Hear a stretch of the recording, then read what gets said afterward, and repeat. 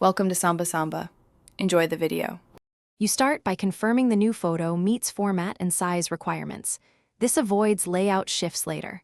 Once done, back up the current image so you can revert quickly. Next, open the app project or the platform's image manager and navigate to the exact asset path. Make sure to note file name conventions and any naming patterns. Those often determine which file the app loads. Now that the file is visible, you're ready to prepare the replacement image with correct dimensions and file name.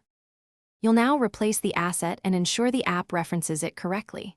First, export the image at all required resolutions, 1x, 2x, 3x, so it looks sharp on every device. Then overwrite the old file in the project or upload to the platform, keeping the exact file name to avoid broken links. Once done, update the manifest or asset index so the build system recognizes the new file, and adjust any cropping or margins so UI elements align. Commit changes. You finish by building and testing. Create a local or staged build and view the app on several devices to confirm the new photo displays correctly.